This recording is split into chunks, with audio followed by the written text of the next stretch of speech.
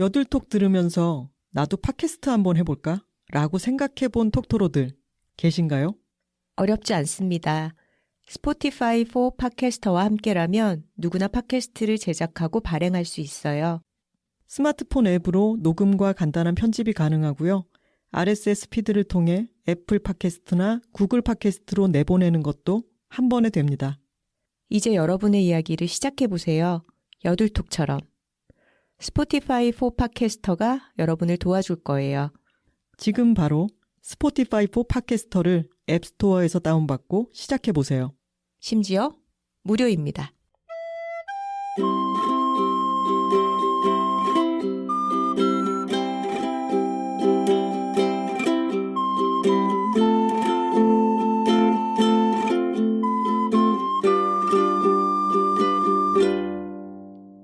여자들이 토크하고 있습니다. 안녕하세요. 황선우입니다. 안녕하세요. 김하나입니다. 톡토로 여러분, 오늘 61화 방송이 어떻게 들리시나 모르겠어요. 저희가 녹음 환경을 좀 바꿔봤습니다. 저희가 드디어 작은 녹음실을 열었습니다. 그동안은 여러 스튜디오들을 전전하며 외부에서 녹음을 해왔는데요. 그러다 보니까 좀 그곳의 분위기나 오가는 사람들의 영향을 은연중에 받게 돼서 저희만의 독립적인 녹음 공간이 있었으면 좋겠다 이렇게 생각하던 차에 아주 자그마한 그런 작업 공간을 얻게 됐죠.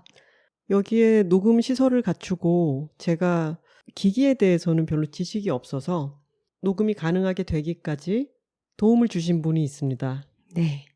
저희의 팟캐스트 선배라고 할 수 있는 술 마시면서 시 읽는 팟캐스트 시시콜콜 시시알콜 팀의 이승용 씨께서 크나큰 도움을 주셨습니다. 네. 능청이라는 활동명으로 시시알코를 만들고 있는 승용 씨가 기기 구입에서부터 녹음 세팅까지 많은 부분을 도와줬어요. 이 자리를 빌어서 감사의 말씀 드립니다. 소리가 기존과 좀 다르게 들리더라도 저희가 차차 그걸 잡아 나갈 테니까요. 시행착오가 있을 수 있다는 점 알려드립니다. 네. 그리고 또 저희가 수건 사업이었달까요? 저희 여드레드의 첫 의뢰인이었던 카밍그라운드에서 가구를 맞추고 싶다라고 하는 마음이 있었는데 언젠가 작업실을 열게 되면은 카밍그라운드에게 가구 1습을 제작해야지 라고 생각을 했었거든요. 근데 그것을 마침내 이뤘습니다. 네. 그래서 저희는 지금 카밍그라운드에서 제작해 주신 아주 따뜻한 느낌의 책상에 앉아서 이야기를 하고 있습니다. 네. 그리고 하나 씨가 야심작으로 특별히 부탁했던 디테일이 있었죠. 테이블 한가운데에 끼웠다 뺐다 할 수 있는 마개 내지는 뚜껑과 같은 그런 구조를 넣어서 마이크의 선을 테이블 아래쪽으로 깔끔하게 빼고 싶다 이런 요청을 드렸는데 그걸 아주 잘 구현을 해주셨어요. 저희가 여러 날 왔다 갔다 하면서 이 가구를 써봤는데 참 느낌이 좋습니다. 그리고 이 작업실이 아주 자그마하긴 하지만 복층 구조로 되어 있어서 저 위에 다락 공간에는 좌식 테이블을 다른 색깔로 맞췄는데 그것도 참 아름답게 제작을 해주셔서 아주 감사한 마음이 듭니다. 네, 저희는 이 공간에서 앞으로 시작될 여둘톡의 제2기에 대한 기대가 아주 크고요. 오늘 이렇게 작업실에 앉아서 첫 녹음을 하고 있으려니 확실히 마음이 편안하네요. 맞아요. 이 공간에는 이름이 있습니다. 저희 아빠가 생전에 쓰시던 바닷가 바로 앞에 있는 자그마한 공간이 있어서 그곳을 아버지 돌아가시고 난 뒤에 좀 대대적으로 수리를 해서 사용을 하고 있는데 그곳의 이름이 아빠가 생전에 붙인 바닷재라고 하는 이름이 있습니다.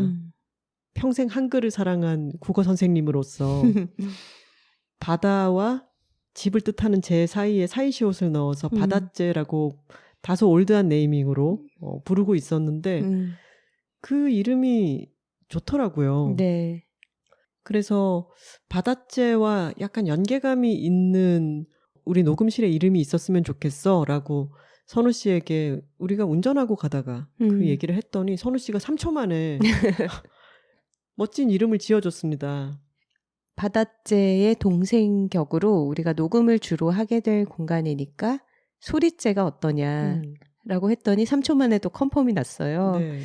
약간은 판소리 문화생들이 찾아올 것 같은 느낌이 있기는 하지만 그래도 우리가 팟캐스트를 여기서 녹음하고 그것을 편집하고 들어왔을 때 딱 마이크가 보이는 풍경이 소리에 관련한 집이라는 뜻으로 이름이 잘 어울린다는 생각이 들었죠. 네. 그리고 저희가 이렇게 이름을 지었다라고 했더니 카밍그라운드에서 아주 멋진 문패를 만들어 주셨어요. 그래서 그것이 지금 현관에 달려 있습니다.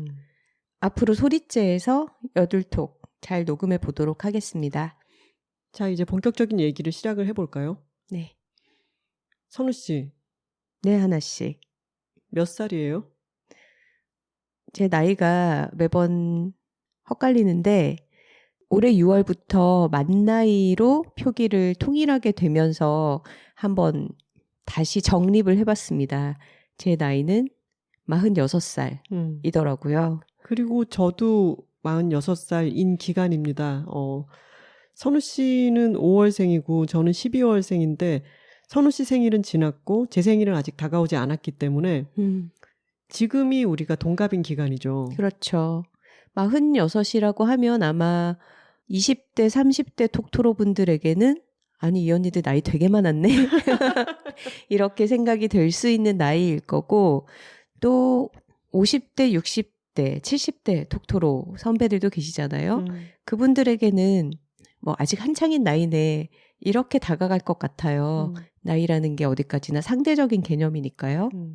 저희가 작년에 여둘톡을 처음 시작할 때 2화에서 그런 얘기를 했죠. 40대 인생도 꽤 괜찮아라고 하는 편에서 우리가 이제 40대 중반이 되었는데 되고 보니 어른이 된 느낌이 그렇게 있지가 않다. 우리가 어렸을 때 40대라고 하면 불혹을 지난 나이, 지천명을 향해 다가가는 나이 이렇게 생각했을 때의 느낌과 우리가 막상 40대 중반이 되어 보니까 우리가 이 신체 속에서 느끼는 정신의 나이가 그렇게 철이 든 것 같지도 않고 좀 다르다 이런 얘기를 나눴었죠. 그랬죠. 그리고 어릴 때 어떤 두려워하던 40대의 모습보다는 꽤 괜찮다. 몸이 그렇게 노쇠하게 느껴지는 것도 아니고 뭐 인생에 아주 즐겁고 재미난 사건들이 더 이상 벌어지지 않을 것 같던 그런 느낌으로 삶이 지루해지지도 않는다. 꽤 괜찮다. 이런 얘기를 나눴었죠. 2화에서. 네. 저희가 마침 어제 공연을 하나 봤습니다. 마르코스 발레와 아지무스라고 하는 밴드가 함께 와서 홍대 근처의 클럽에서 공연을 했는데요. 사실 선우 씨가 이 공연의 정보를 접하고 저도 마르코스 발레를 좋아한다는 거를 아니까 이거 같이 가자라고 얘기했을 때 저의 첫 반응은 사실 조금 죄송하게도 굉장히 외람되더군요. 네. 아, 그분 아직 살아계셔? 라고 얘기를 했죠. 왜냐하면 저는 이분의 나이를 정확히 알지는 못했고 이분이 60년대에 냈던 음반 같은 거를 많이 들었었기 때문에 아주 옛날 사람이라고 생각하고 있었던 거예요. 맞아요. 저희가 하와이 딜리버리에서도 마르코스 발레 곡을 소개한 적이 있는데 80년대 음반이었고 60년대부터 음악을 해오셔서 어제 공연에서도 자기소개를 하면서 그렇게 얘기를 했죠. 내가 나이는 이제 80이고 음악 커리어는 60년이 됐다. 근데 그 세월이 가지는 무게가 확 다가오더라고요. 근데 80세에 어쩜 그렇게 열정적으로 공연을 하는지 와, 체력적으로도 아주 존경스러웠습니다. 맞습니다. 제가 지난주에는 루돌프 부흐빈더라는 피아니스트의 베토벤 소나타 전곡 공연에 다녀오기도 했는데 그분도 70대 중반이세요.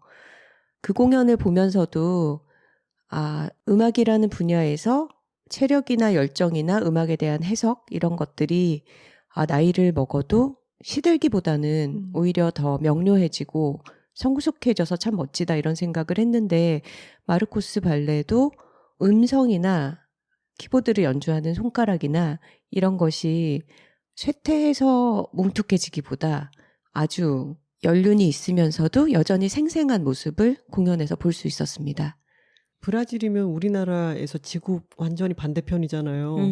80세에 그냥 여행을 하기도 쉽지 않을 텐데 긴 시간의 공연을 그렇게 촘촘하게 그리고 흥이 가득하게 할 수 있다는 게 참 놀라웠고, 그래서 저희가 이 나이듦에 대해서 좀 더 생각을 해보게 되었습니다. 좋은 걸 좋다고 말하기 여둘톡 61화 주제는 좋은 어른이 될 수 있을까? 입니다. 톡갈 한번 갈까요? 둘, 톡토로톡토로톡! 파워, 파워, 파워. 파워. 근데 참 톡갈도 이 소리째에서는 처음 하는 거잖아요. 그렇죠. 어떤 반복되는 경험도 장소가 바뀌니까 다르게 느껴지나요? 네, 이런 리프레시라고 하는 것은 나이가 들면서 계절이 오고 어떤 것들이 반복되지만 또 그것에 어떤 변화를 주면서 새롭게 다가오기도 하는 것 같아요. 모든 경험들이. 그래서 늘 하던 톡갈이지만 우리만의 공간에서 이 녹음실을 열고 톡갈을 하니까 우리가 둘이서 그냥 만들어온 이 팟캐스트가 약간 한 단계 성장한 것 같은 느낌도 드네요. 이 팟캐스트도 나이가 드는 거죠. 아, 그렇죠. 이제 2살이죠. 그렇죠. 아니다. 만 나이로 하면 이제 1살이 조금 넘었습니다. 갈 길이 머네요. 어제 공연을 보고 나서 망타클 친구들과 함께 봤는데 공연에 대한 이런저런 얘기를 나누면서 나이듦에 대해서 자연스럽게 대화를 나누게 됐어요. 마르코스 발레가 이제 곧 80세다 이런 얘기를 하면서, 근데 저희 친구들이 다 동갑내기는 아니잖아요. 친구 사귀는 법 에피소드 때 꼭 동갑 같은 나이여야만 친구가 되는 건 아니다 이런 얘기를 우리가 하기도 했었는데, 망타클 친구들 사이에는 3살의 나이 차이가 있습니다. 출생 연도로 얘기하자면 1974, 75, 76, 77 이렇죠. 네. 그래서 이제 내년에 50세가 되는 황사라는 친구가 그런 얘기를 하더라고요. 이제 50을 앞두고 보니까 그동안은 내가 이 사회 구성원으로서 어른이다라는 생각을 실감을 잘 못하고 있었는데 이제 50대가 된다고 생각하니까 그거를 피할 데가 없는 것 같다. 이제 굉장히 현실로서 직면하게 됐다. 이런 얘기를 했죠. 저희는 내년부터 차례차례로 한 해마다 50이 되어 가겠죠. 저희가 탁구를 같이 치는 친구들이다 보니까 탁구장에서 만나게 되는 선배님들에 대해서 이야기를 할 때가 곧잘 있습니다. 네. 저희가 신참인 편이고, 그리고 그 탁구 클럽에는 아주 오랫동안 탁구를 쳐온 선배님들이 아주 많이 계시기 때문에 우리도 다양한 선배님들을 접하게 되죠. 근데 그날 있었던 어떤 에피소드나 어떤 선배들의 한마디 이런 것이 저희가 점심을 먹으러 다 같이 이동을 할 때 자연스럽게 화제거리가 되는 거죠. 제가 최선을 다하면 죽는다에 그런 이야기를 쓰기도 했는데 우리끼리 그런 얘기를 많이 해요. 어떤 선배들이 멋져 보이나 어떤 선배가 멋있게 다가오는가 이런 얘기를 했을 때 어떤 사람은 아무래도 탁구를 잘 치고 실력이 뛰어난 선배가 멋있어 보인다라는 얘기를 하기도 하고, 또 누군가는 우리가 신참임에도 불구하고 먼저 다가와서 게임을 같이 해주면서 시간을 보내주는 선배가 되게 고맙고 좋다 이런 얘기를 하기도 했죠. 어떤 선배님들은 저희가 잘 치기를 바라는 마음에서 조금 쳐보고는 자세를 계속 교정해 주시는 분들이 계시죠. 근데 문제는 뭐냐면 각자 하는 얘기가 다 달라요. 맞아요. 저 선배는 이렇게 하라 그러던데 또 이 선배는 이렇게 하라고 하네. 이게 저희가 헷갈리기도 하고, 그리고 저희가 느끼기에는 못하는 거는 선배님도 알고 우리도 알죠. 근데 그거를 조금 치면서 그렇게 하면 안 된다라고 하는 지적을 받으니까 위축이 되더라고요. 못 치는 건 알고 있었지만 이거를 신경 쓰니까 더 못 치게 되네 이런 거죠. 맞아요. 그래서 저희가 가장 크게 배우게 되는 선배들은 잘 치지만 말 없이 계속해서 좀 오랜 시간을 쳐주면서 우리가 스스로 느끼게 하는 거. 그런 선배들과 같이 연습을 하는 그 경험이 우리에게 어떤 게 쌓이게 해주는 것 같아요. 말로 이거는 이렇게 해라, 저건 저렇게 해라 하는 것보다는. 그래서 좋은 선배란 어떤 선배일까라고 생각하면 우리에게 고칠 점을 지적해 주는 것보다는 그런 고칠 점이 고쳐져 있는 자신의 모습을 보여주고 그것을 겪게 해주는 것, 그것을 경험하게 해주는 것, 그런 식의 방식이 후배들에게는 더 오래 가기도 하고 더 효율적으로 작용하지 않나? 좋은 방식으로 작용하지 않나? 하는 생각이 들었습니다. 맞아요.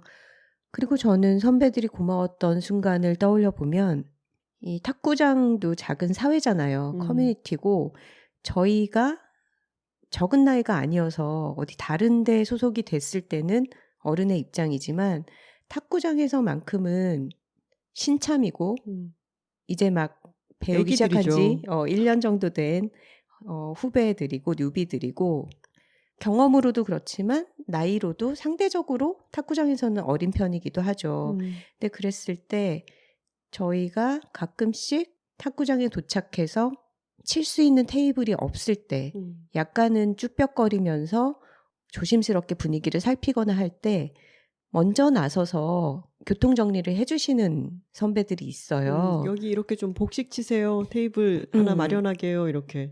먼저 치고 계신 선배들을 좀 정리해서 한 군데 모일 수 있도록 해주고 우리의 자리를 만들어주는 배려 같은 거 그런 걸 받을 때 참 고맙더라고요. 그래서 그런 게 탁구장 바깥의 사회에서도 어린 세대들은 분명히 아직 자기 자리를 갖지 못하고 어떤 환경에 처음 진입했을 때 낯설고 어색하고 그럴 경우가 많은데 그럴 때 어른됨이라는 거는 저들의 자리를 좀 잡을 수 있도록 원래 자리를 차지하던 사람들이 좀 내어줄 수 있는 그런 배려를 가진 사람이 어른이 아닌가 이런 생각도 하게 되더라고요.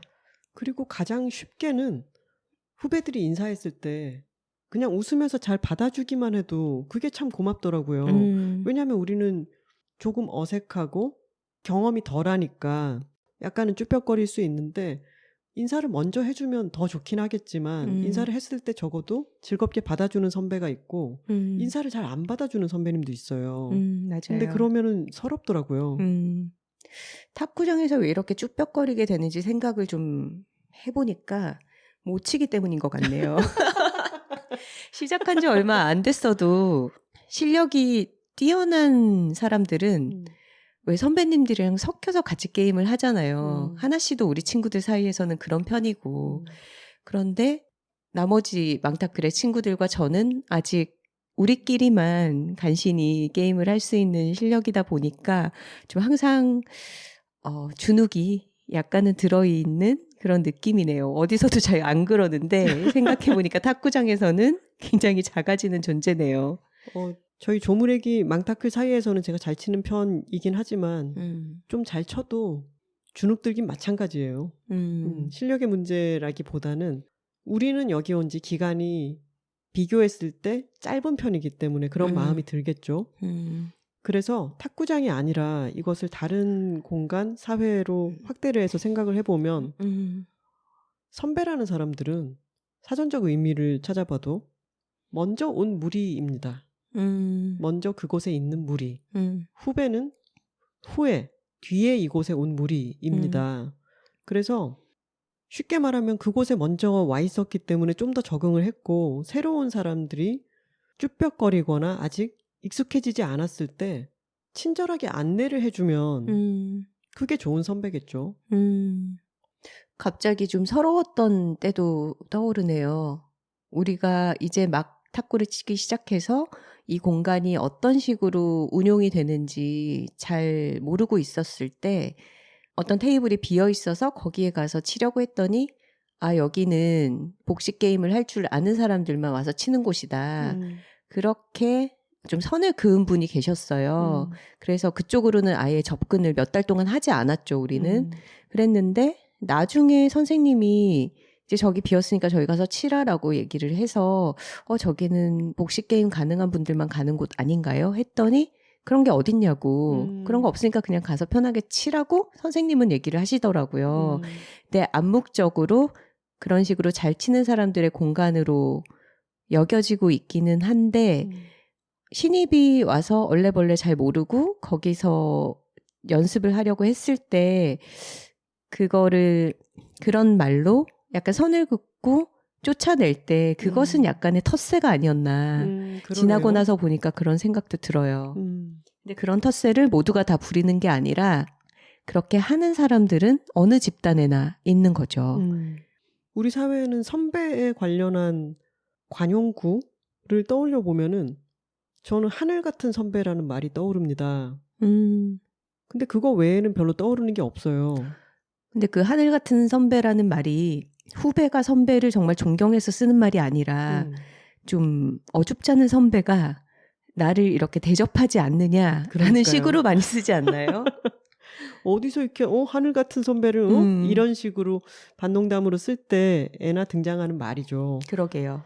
근데 장유유서 문화가 만연한 우리나라 같은 곳에서 하늘 같은 선배라고 하는 말은 그 말이 있음으로 인해서 선배된 사람이 후배된 사람들이 자신을 대하는 태도를 보고 어쭈? 어디서 이 후배가 하늘 같은 선배를 같은 마음이 속에 생겨나게 만드는 것 같아요. 좋지 않은 표현 같습니다. 그렇죠. 아까 얘기했던 것처럼 선배들은 그냥 그곳에 먼저 온 사람들일 뿐이고 그렇기 때문에 후배에게 친절하게만 대해주면 될 텐데 그것에 어떤 대접을 받고자 하는 마음 그런 게 자기도 모르게 생겨나게 되죠. 갑자기 떠오르는데 제가 중고등학교 다닐 때 교무실을 가잖아요.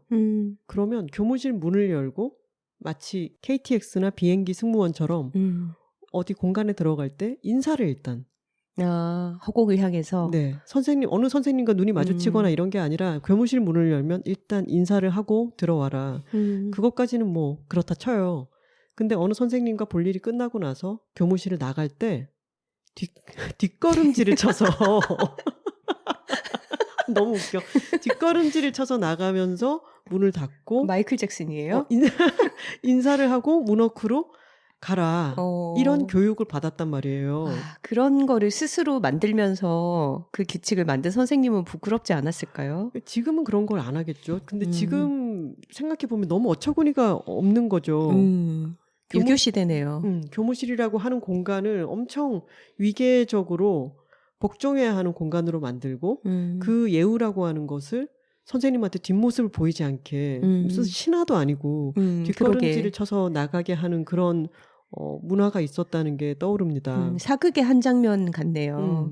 존경심이라고 하는 것은 그런 형식으로 인해서 주입되는 게 아니라 그 선배나 스승이나 어쨌든 자기보다 지식이나 기량이 우월한 사람이라고 생각되는 어떤 사람들을 향해서 후배나 제자들의 속에서 우러나는 것이지 조금씩 생겨나는 것이지 그런 식으로 주입할 수는 없는 거라고 생각해요.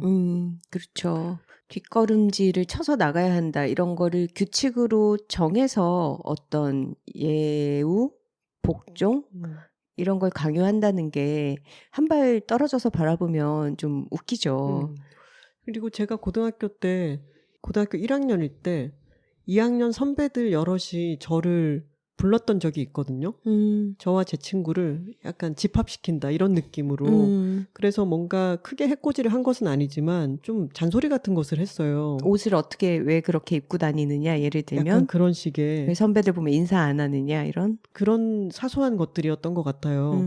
근데 지금 생각해보면 17살짜리랑 18살짜리랑 뭐가 그렇게 차이가 나서 인사를 안 한다고 그렇게 집합을 시킬 수 있다고 생각했었는지 그런 거는 다 문화의 소산이잖아요. 그런 거는 어른들을 보면서 잘못 따라하는 방식이었던 것 같고 한국의 학교 사회에 그런 군사 문화의 잔재 같은 게 굉장히 많았죠. 예전에는. 학교나 회사 같은 조직에서는 어느 정도 위계가 존재할 수밖에 없겠지만 자신보다 어린 사람들과의 관계를 수직 구조로 파악하고 적용하는 거는 나이 많은 사람들에게도 굉장히 손해인 일인 것 같아요. 왜냐하면 우리가 더 나이 많은 사람들, 선배들에게서만 뭔가를 배우는 게 아니잖아요. 맞아요. 어린 사람들에게 배우는 지식이나 문화나 트렌드나 태도 같은 것도 있죠. 기술이나 이런 것들이 굉장히 많은데 아랫사람들을 내 밑에 놓는 그런 방식으로는 스스로도 잃는 게 너무 많은 거죠. 아랫사람이라는 말부터가 그러네요. 그렇죠. 더 어린 사람. 우리가 어렸을 때야 모든 거 하나하나를 우리보다 나이가 많은 부모님이 가르쳐 주죠. 파란 불일 때 건너야 된다라든가 숟가락 젓가락은 이렇게 쓰는 거라든가 모든 걸 다 가르쳐 주지만 어느 정도 시간이 지나고 나면은 부모님한테 가르쳐 줘야 되는 것들도 많죠. 새로이 맞아요. 바뀌는 세상에 대해서도 알려줘야 되고 부모도 내가 꼭 이 아이에게 뭔가를 가르쳐 주는 게 아니라 같이 소통한다라고 생각하고 내가 배울 점도 많이 있다라고 하는 마음가짐으로 사는 게 좋겠죠. 그럼요. 그리고 당장 우리만 해도 녹음 장비를, 마이크를 어느 브랜드 거를 구입을 해야 되는지 이 새로운 콘솔은 어떻게 사용해서 녹음을 해야 되는지 이런 것들을 우리보다 어린 친구에게 배웠잖아요. 그렇죠. 그래서 항상 가르침이라고 하는 게 왜 위에서 아래로 흐른다 이렇게들 얘기하잖아요. 근데 그것도 관습적인 생각인 것 같고 지금 특히나 현대 사회에서는 옛날에 농경 시대 때와 달리 옛날에는 왜 그런 말도 있었죠. 노인이 한 사람 죽을 때마다 도서관 하나가 사라지는 것과도 같다. 이런 말이 있잖아요. 농경 시대에는 그것이 다 진리였지만 요즘처럼 역동적으로 변하고 있는 현대 사회에서는 새롭게 변해가는 시대와 사회의 여러 정보와 지식 같은 것들이 나이가 든 사람들에게 더 있는 것이 아니기 때문에 열려있는 태도를 유지하는 게 더욱 중요하다고 생각을 하고요. 얘기하다가 떠오른 일화가 있는데 산울림의 김창완 씨가 있지 않습니까? 이분도 이제 나이가 많이 드셨죠. 그렇죠. 근데 제가 어느 인터뷰에서 여러 해 전이었던 것 같아요. 요즘에 아이돌 음악에 대해서 어떻게 생각하시나요? 그때가 아이돌은 가수가 아니다 뭐 이런 논란이 조금 있었어요. 뭔가 가창력이 뛰어난 가수가 아이돌 음악은 그런 음악을 부르는 것은 가수가 아니다 이런 식의 발언을 했었나? 그래서 약간 논란이 되었던 때였는데 그와 관련해서 질문을 했던 것 같아요. 네. 그랬더니 저는 그게 지면으로 읽었는데 목소리가 들리는 것 같았어요. 김창완 씨 특유의 네. 말투로. 아니 그냥 나는 다 좋은 것 같은데 이렇게 말씀을 하셨더라고요. 저는 근데 그 태도가 너무 좋았어요. 이분도 자신이 젊은 시절에 굉장한 실험을 계속했던 분이잖아요. 근데 자신이 이제 나이가 들어서 음악을 즐기는 문화라든가 그런 배경 같은 것들도 너무 많이 바뀌었죠. 그래서 자기가 좋아하는 취향이라든가 자신이 추구해온 어떤 세계가 분명히 있을 텐데 새로운 음악에 대해서 아니 난 뭐 다 좋던데 이렇게 얘기를 하는 태도가 아까 우리가 얘기했던 것처럼 새롭게 변하는 사회에서도 그 유연성을 갖고 있고 언제든 배울 수 있다는 자세가 그 말에 들어가 있는 것 같았어요. 그리고 우리도 좀 살아봤기 때문에 그런 말을 할 수 있죠. 새로운 음악이 나왔을 때 항상 그걸 폄하하는 목소리는 있어 왔다. 서태지와 아이들이 처음 나왔을 때 어땠어요? 이런 거는 음악이 아니다. 좀 더 노력을 해야 될 것 같다. 이런 식의 굉장히 혹평을 받았지만 센세이션을 일으키면서 90년대 한국 문화를 바꿔놨죠. 그리고 김한선 씨 같은 댄스 가수가 처음 나왔을 때 가창력이 떨어진다. 이런 식의 비판을 항상 받았잖아요. 그런데 지금 김한선 씨의 노래를 들어보면 어때요? 음색 너무 매력적이지 않나요? 그러니까 어떤 방식으로 발성을 하면서 무대를 폭발시키는 그런 식의 어떤 정형적인 노래는 아닐 수 있지만 멋지게 춤을 추면서 노래를 불렀을 때 너무나 매력적인 그런 음색을 갖고 있고 지금 들어서 절대 노래를 못하는 가수가 아니란 말이에요. 근데 그 당시에 어떤 주류 음악의 스타일에서 벗어났기 때문에 그런 식으로 좋지 않게 보는 시각은 항상 있었던 거죠. 모든 문화적인 장르라든가 어떤 형식 같은 것은 처음에 태동기가 있고 그것이 점점 세월이 지나면서 굳어지게 되죠. 그리고 새로운 아티스트가 나타나서 그걸 조금씩 또 와해시키거나 한 번에 뒤집어 엎거나 완전히 새로운 길로 뭔가를 끌고 가거나 이런 것들이 생겨나죠. 그래서 내가 좀 살아봐서 아는데 음악으로 한정해서 얘기를 해본다면은 그런 건 음악도 아니다라든가 음악이라는 건 이렇게 생각하기 시작하면 내가 듣고 자라온 음악만이 음악이다라고 하는 사고의 틀에 갇히게 되잖아요. 그러게 되면 새로운 시도에 있어서 그건 틀린 것이라고 판단을 내리고 그것을 폄하하게 되기도 하고 근데 새로운 시도에 대해서 항상 열린 마음을 가지려고 하는 그 태도를 견지하는 건 나이 들에 있어서 정말 중요한 것 같아요. 맞습니다. 아까 우리가 살아가면서 계속 반복되는 것들에 대해서 얘기를 했지만 우리도 그렇잖아요. 어떤 어린 친구들이 어떤 시기를 겪고 있을 때 마음속으로 그런 말이 맴돌죠. 내가 살아봐서 아는데 아유 그때는 또 다 그래 뭐 이런 식으로 나는 저 시기를 겪어봤기 때문에 그런 마음이 생겨나기는 하죠. 그것도 또 지나간다 뭐 이렇게 속으로 생각이 들고 사실은 우리가 고민 사연에 대해서 얘기해 드리는 것들도 비슷한 패턴이기는 합니다. 네. 근데 그런 말은 조심해야 되는 게 삶에 있어서 20대에는 여러 방황을 하고 이런 시기 같은 게 좀 정형화되어 있는 듯 느껴지기도 하지만 모든 사람의 삶은 다 개별적이기 때문에 그런 식의 내가 살아봐서 아는데라고 하는 표현은 그 개별성을 억누르는 결과가 되죠. 맞아요. 경험이 쌓이고 여러 가지 사례들을 겪어봐서 빠르게 어떤 판단을 내릴 수 있고 그런 정보에 근거해서 내가 피해야 할 어떤 것들을 걸을 수 있다라는 거는 세월이 주는 힘이기도 하지만 특히 사람에 있어서는 그렇게 나의 경험을 근거로 좀 납작하게 단순화시켜서 받아들이거나 분류를 빠르게 해버리는 거는 그건 본인에게 좋지 않은 것 같아요. 인간이 그렇게 단순하지도 않고 또 그랬을 때 내가 놓치는 부분이 분명히 있기 때문에 스스로 좀 실수를 하게 되는 그런 경우들이 있겠죠. 특히나 나보다 어린 사람들, 어린 친구들에 대해서는 그런 식으로 단순화해서 내가 반응을 보였을 때 그들이 나를 멀리하게 만드는 결과를 낳게 되잖아요. 그거는 나이 든 사람의 손해죠.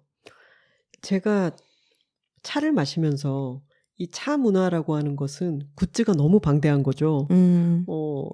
여러 다기들도 있고 뭐 찻잔이라든가 뭐 온갖 종류의 차를 우려 마시기 위한 기구들이 많잖아요. 네. 근데 그런 거를 하나둘씩 저도 써보고 또 다르게 예쁜 것들, 감촉이 좋은 거, 색깔이 마음에 드는 거 여러 가지들이 있으니까 조금씩 사보잖아요. 네. 근데 그거를 제가 어딘가에 올렸을 때 제가 직접 알지는 못하는 어떤 분이 아유 한창 그럴 때죠. 저도 많이 모아봤었어요. 이제는 몇 가지 쓰는 걸로 정착했는데 한창 그럴 때죠. 뭐 이렇게 댓글을 다신 거예요. 근데 그럴 때는 그렇구나 라고 보시면 될 것 같은데 내가 다 해봤다? 이거를 굳이 저한테 그거는 뭐 지나간다라는 식의 뉘앙스로 말씀을 하시니까 저는 그게 별로 좋지는 않았어요. 그런 얘기를 할 때 말투가 참 아다르고 어다른 것 같아요. 그렇죠. 그렇게 하나씩 모으는 게 참 재밌죠. 라든가. 그러니까 내가 그때 나도 참 재밌어서 그걸 했으면 내가 지금 그 시기에 있으면 지금 자라나는 싹 같은 거잖아요. 근데 이미 그것을 거쳐본 자의 시각으로 그거는 지나가는 한때의 기간이다. 이런 식으로 얘기할 필요는 없고 내가 그것이 즐거워서 했었던 그때의 동감만 표현해주면 되는 것 같아요. 참 나이 들면서 경계해야 할 태도 중에 하나죠. 그리고 내가 살아봐서 이런 패턴을 많이 보았기 때문에 그것을 말로 전달하려고 할 때 그게 충고가 되잖아요. 근데 충고라는 것은 당사자가 어떤 조언을 구하고 내 문제에 대해서 상담을 요청했을 때 그럴 때 나는 이렇게 생각해 라고 들려줄 수는 있지만 그걸 청하지도 않았는데 그 충고를 하는 것은 좀 조심해야 되는 것 같아요. 아까 우리가 선배들이 같이 말없이 쳐주는 것만으로도 우리가 굉장히 많은 것을 배우는데 조금 치다 말고 계속 지적을 하게 되면은 그 말로 뭔가를 교정해라, 넌 틀렸다라고 얘기하는 게 우리가 더 위축되는 효과를 가져오는 것처럼 어떤 충고는 그 충고를 하는 사람이 꾀한 결과로 이어지지 않는 경우가 참 많은 것 같아요. 잘 되라고 해주는 말이지만 맞아요. 그렇게 작용하지 않는 거죠. 그리고 그 사람의 지금 처한 상황은 그 사람이 나도 아니고 그리고 그 사람의 처한 상황은 그 사람 고유의 것이기 때문에 그 개별성을 존중해야죠. 그래서 아주 현명하고 멋진 말을 해주는 좋은 어른들도 세상에는 있지만 그냥 그 사람이 가장 그다운 모습으로 나이 들어가는 모습을 우리가 보게 될 때 거기에서 많은 걸 얻게 되기도 하는 것 같아요. 이를테면 윤여정 선생님. 그렇죠. 참 멋진 선배죠. 그리고 윤여정 선생님은 푸근하게 안아주고 감싸주고 좋은 말로 충고를 해주고 이런 타입이 전혀 아니잖아요. 절대 아니죠. 뭔가 좀 뾰족하고 카랑카랑한 그 사람의 매력을 계속해서 지켜가기 때문에 오히려 멋져 보이는 네. 그런 성격의 사람이죠. 윤여정 선생님이 어른됨에 대해서 얘기하면서 그렇게 말씀하셨던 게 생각이 나요. 우리 세대는 전쟁도 겪고 좀 가난하게 살아서 촌스럽다. 그런데 어린 친구들을 보면 보기만 해도 기분이 좋다. 열심히 살아가는 게 참 신통하고 장해 보인다. 근데 이런 얘기를 하기가 쉽지 않은 것 같아요. 그러니까 똑같은 경험을 하고도 우리 때는 이렇게 어려운 시대를 겪어서 열심히 사는데 너네는 훨씬 좋은 환경에서 배가 불렀지. 뭐가 그렇게 힘드냐. 헝그리 정신이 없다. 이렇게 얘기하는 어른들 참 많잖아요. 우리도 그렇게 얘기할 때 있잖아요. 요즘 애들 나약해. 네, 이거는 농담이지만 그렇게 얘기하게 되기가 참 쉬운데 우리 세대는 촌스럽잖아. 이렇게 말할 수 있다라는 게 안 촌스러운 감각인 거죠, 사실. 오히려 우리 때 얼마나 열심히 대단한 걸 해냈는데 니들은 뭐가 아쉬워서 배부른 소리 하고 있니? 라고 말하면서 그런 대단함은 사라지게 되죠. 스스로를 높일 때. 윤여정 선생님이 이런 말씀도 하셨더라고요. 나는 나같이 살다 가면 되잖아. 그리고 이런 말씀도 하셨어요. 웃고 살다 죽기로 결심했다.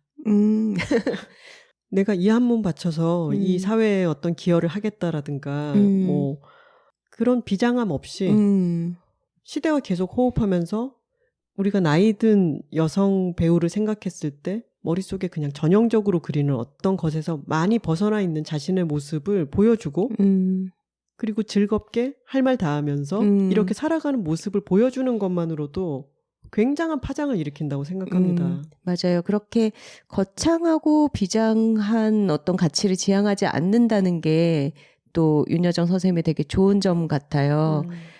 아카데미 시상식 때 아마 여우조연상을 수상하고 나서 기자회견에서 그런 얘기를 했던 것 같아요. 화이트 와인을 드시면서. 그렇죠.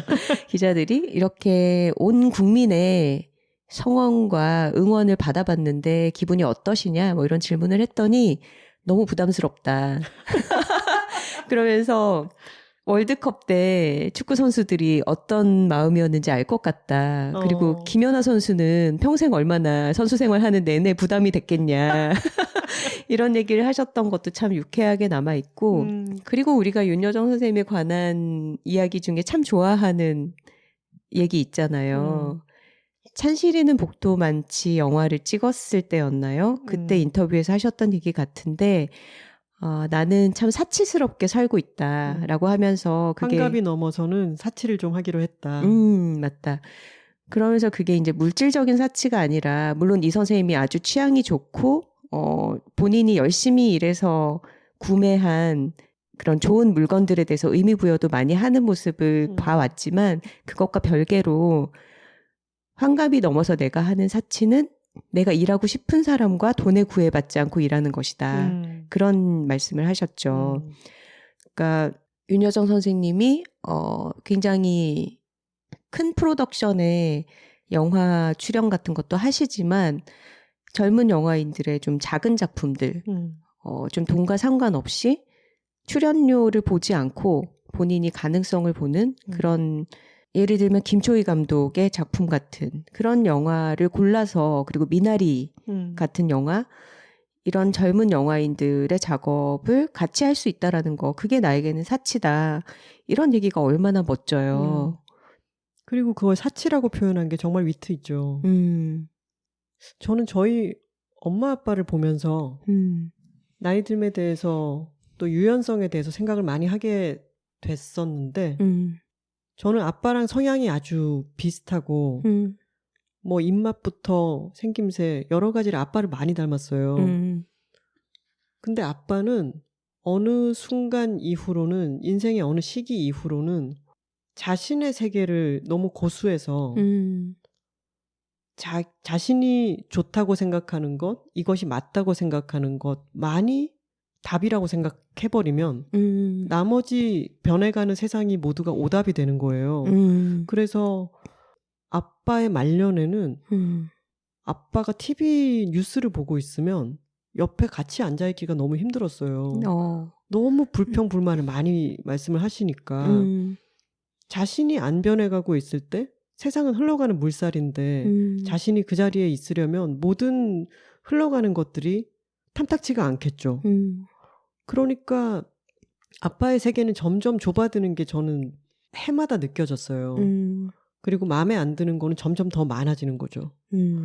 반면에 저희 엄마는 호기심이 너무 많은 분이고 저희 여들톡에 출연하셨을 때도 톡토로 분들도 느끼셨겠지만 엄마는 대화가 잘 통하고 지금 현 시대가 어떻게 변해가는지에 대해서 그냥 함께 호흡을 하고 있어요. 그렇죠. 또 이옥선 작가님의 명언이죠. 나는 젠트리피케이션이 뭔지도 안다. 저희 친구들이랑 대화하다가 미소진이 이런 것도 다 안다. 근데 그렇게 요새 젊은 사람들이랑 대화하려면 어떻게 해야 되나 이런 수준으로 이루어지는 게 아니라 그냥 현 시대의 어떤 뭐 기기가 되었든 문화가 되었든 속도가 되었든 어린 사람들의 새로운 관심사가 되었든 근데 그런 것들에 대해서 계속 자신이 그걸 꼭 좋아하거나 할 필요는 없지만 요즘은 사람들이 이런 걸 또 하네? 라고 하는 것에 대해서 호기심을 놓치지 않는다는 게 자신의 삶을 계속 현 시대와 호흡하게 열어두는 것 같아요. 그래서 저는 제가 노력하지 않으면은 아빠처럼 세계가 좁아질 거라는 게 너무 눈에 보이는 거예요. 그래서 엄마의 저 호기심을 잃지 않는 태도를 좀 많이 배우려고 노력해야겠다라는 생각을 오래전부터 했어요. 근데 쉽지 않아요. 쉽지 않죠. 네, 저의 타고난 성향이 새로운 것을 받아들이는 데에 큰 노력 없이도 그게 되는 스타일은 아니거든요. 아빠의 성향을 많이 타고 태어났기 때문에. 근데 적어도 그러지 않으려고 하는 노력을 해야겠다라고 하는 생각을 갖고 있다면 제가 굳어가는 속도라도 좀 늦출 수 있다고 생각해요. 맞아요. 톡토로 분들도 아마 부모님을 비롯해서 주변의 어른들을 보면서 아 저런 점은 참 닮고 싶다. 그리고 저런 점은 내가 너무 괴로워서 나는 닮아가고 싶지 않다. 이런 부분들이 분명히 있으실 것 같아요.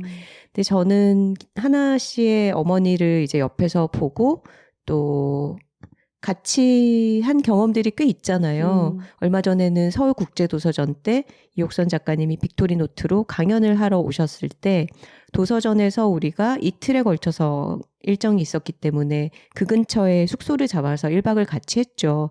그러면서 밤늦게까지 같이 얘기도 하고 마치 여행 온 것처럼 하루를 같이 보냈는데 이제 저는 항상 어머니에게서 담고 싶은 점이 물론 세상에 대한 어떤 호기심을 잃지 않는 그런 정신적인 면도 있지만 자세가 항상 너무 꼿꼿하게 바르시잖아요. 엄마 자부심 엄청 느끼고 있어요. 그게 저는 어머니에 대해서 많은 것을 말해준다고 생각합니다.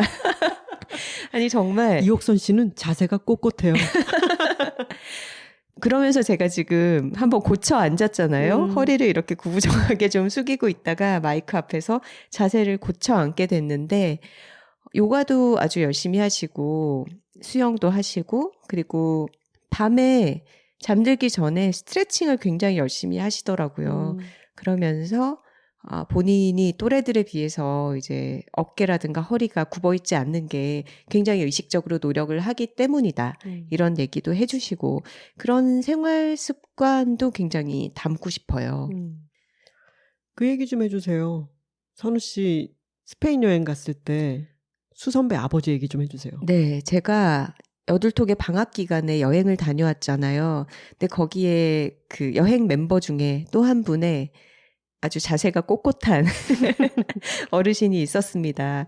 수선배 아버지신데요. 사실 이 여행 자체가 수선배가 아버지를 모시고 스페인에 가고 싶다 해서 출발이 된 거예요. 근데 아버지는 굉장히 해외 경험이 많으신 분이고 1년에 거의 절반 정도를 젊은 시절부터 외국 출장을 길게 나가 있는 그런 해외 경험이 많은 분인데 바르셀로나의 사그라다 파밀리아는 성가족 성당.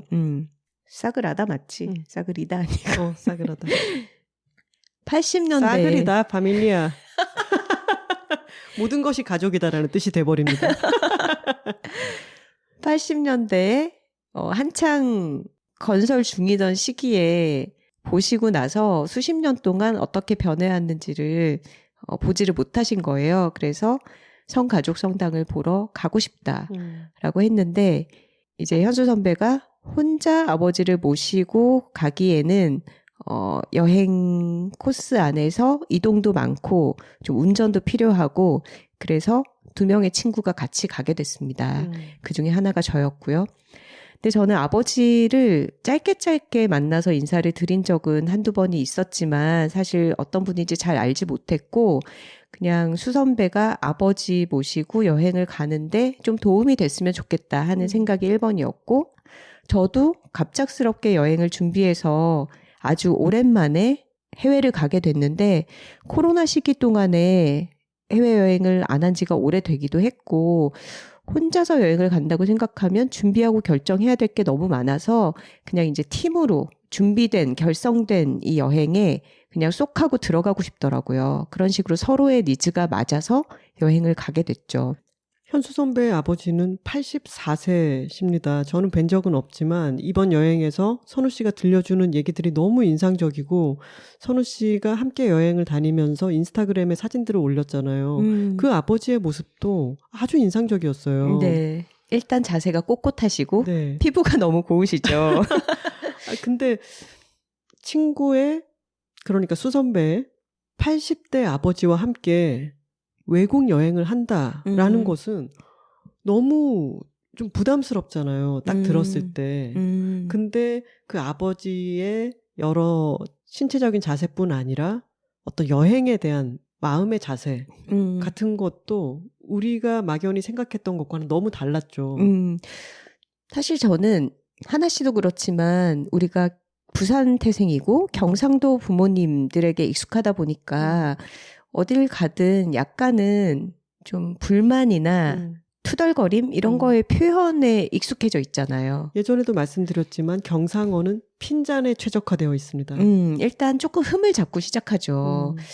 어디 식당에 같이 가도 여기 이게 좀 맛이 어떻고 저떻고 그러니까 막 너무 맛있다 좋다보다는 뭐 너무 비싸다라든가 아니면 맛이 좀 덜하다라든가 특히 저희 엄마랑 어디 식당 가기 꺼려지는 이유는 내가 만든 게 훨씬 맛있다. 이런 식으로 좀 디스를 늘 하기 때문에 좀 어른들이랑 어디를 간다라고 생각하며 불평불만을 좀 듣겠구나. 이게 기본적으로 장착이 돼 맞아요. 있었단 말이에요. 근데 너무 놀랍게도 아버지가 서울 분이라서 그런지 가는 데마다 이건 이래서 참 맛있네. 여기는 이게 참 멋지네. 이건 참 이래서 좋네.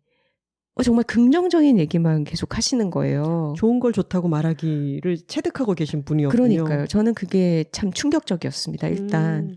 어르신들이랑 다니면 서울 분이라 하더라도 우리가 많은 걸 맞춰드려야 된다고 생각하잖아요. 입맛에서부터 뭔가 이건 불편하다 이런 것들을 많이 맞춰야 된다고 생각하는데 수선배 아버지는 본인이 맞추려고 하는 분이었죠. 맞아요. 수선배가 이제 식당 정하고 뭐 코스를 짜고 이런 것들을 다 했는데 아버지의 취향에 맞췄다기보다는 내가 여행 여러 번 하면서 참 좋았던 데인데 아빠도 같이 와서 한번 즐겨보실래요?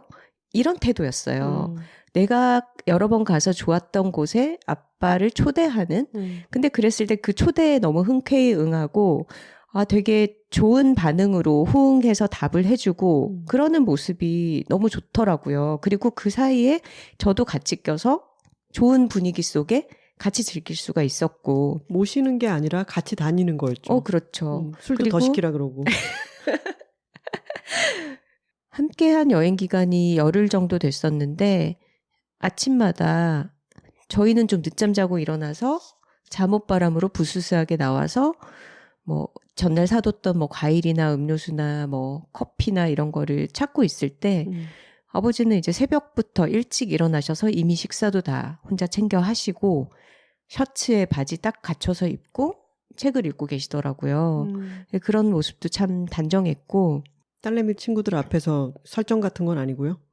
그 설정이 하루 이틀이면 설정인가 보다 하는데 열흘 정도 매일 반복되니까 이분은 그냥 삶이구나. 단정하게 사시는 분이다. 그런 것도 참 보기 좋았고 그리고 이제 여행 다니면서 저희가 무슨 포토스팟 같은데 같이 사진을 찍잖아요. 근데 그랬을 때 아버지 여기 서보세요 하면서 막 뭐 손아트도 가르쳐드리고 볼아트도 가르쳐드리고 근데 이랬을 때 경상도 아빠들은 마테타 치아라 이걸 쑥스러워 하시잖아요. 외롭다. 근데 그런 게 아니라 이거 이렇게 하는 거야 이러면서 다 따라 하시고 그러니까 나이 차이를 뛰어넘어서 정말 그냥 여행을 같이 하는 동료로서 점점 친밀감이 자연스럽게 생기더라고요. 맞아요. 그러면 나이 어린 사람들이 그 소통을 할 때 그걸 점점 덜 어렵게 생각하게 되죠. 거리감이 줄어들죠, 확실히. 맞아요.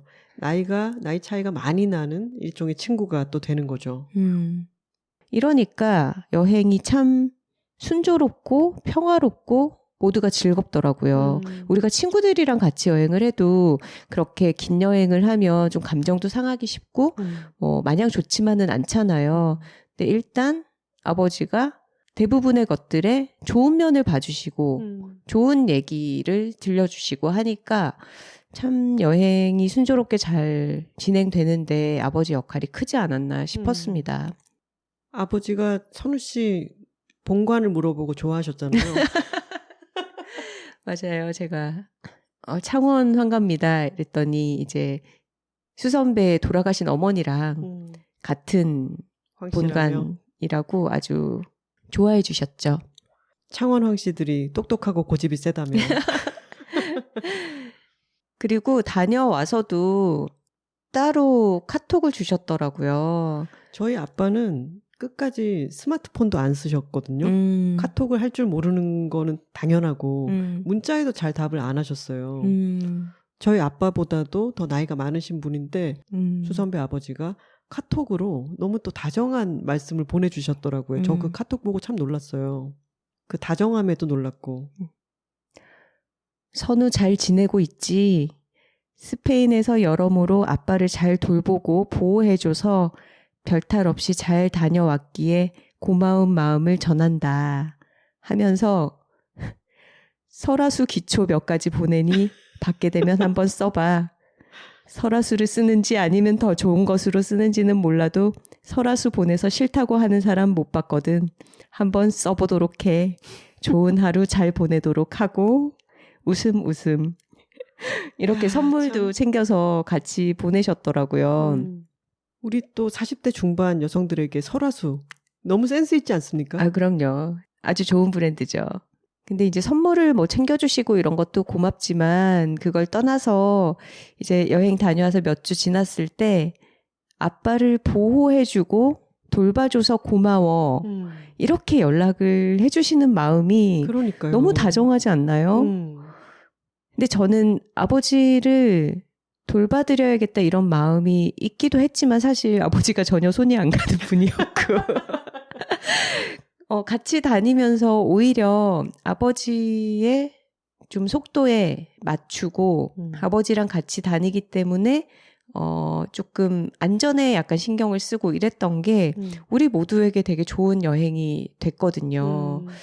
그래서 일방적으로 어르신을 우리가 돌본다 이런 느낌보다는 서로가 서로를 좀 돌보면서 도와줄 수 있는 그런 여행을 경험해서 참 좋았어요. 그리고 제가 하나 씨 어머니와도 그렇지만 친구들 부모님과 좀 잘 지내는 편이고 별로 어렵지 않게 가까이 다가가는 성격인 편인데 좀 그런 시간을 좀 더 늘리고 싶다. 다른 친구들 부모님과도 좀 함께하는 기회들을 만들고 싶다는 생각을 했어요.